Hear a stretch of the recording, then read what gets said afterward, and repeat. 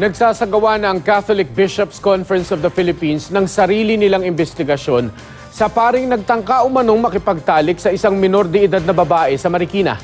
Kapag nakumpleto na raw ang investigasyon, otomatiko nilang iaakyat sa Roma ang kaso.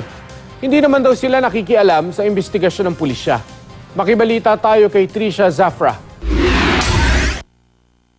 Suspendido na sa pagkapari si Monsenyor Arnel Lagarejos ng Taytay Rizal Parish matapos umanong makipagtransaksyon sa 16 anyos na bugaw para makipagtalik sa 13 anyos na babae. Nakakulong ang pari sa Marikina City Jail matapos mahuli sa entrapment operation. Hindi pa rin siya nagbibigay ng kanyang panig. Nasa pangangalaga naman ng DSWD ang mga nasangkot na menor de edad.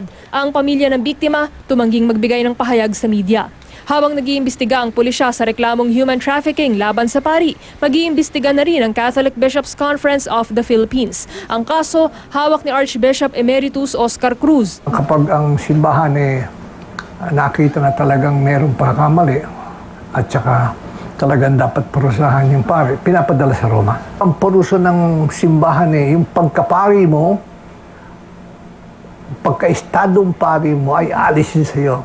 Wala raw masamang record ang 55 anyos na pari sa Diocese of Antipolo o CBCP. Pero tingin ni Cruz, maaaring hindi ito ang unang pagkakataong ginawa ito ng Monsenyor. Sinakay pa raw yata sa sakyan, dadalhin pa yata sa isang lugar, ewan kung saan.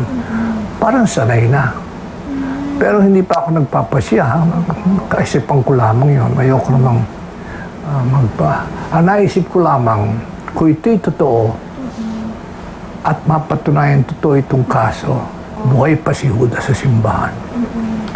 Nakakahiya.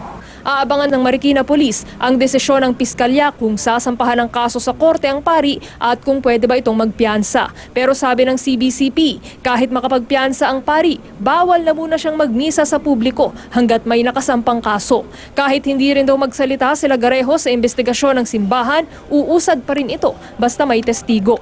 Nakikipagtulungan na rin ngayon ang Diocese of Antipolo sa investigasyon kaugnay ng pagkakaaresto kay Lagarejos. Trisha Zafra, GMA News.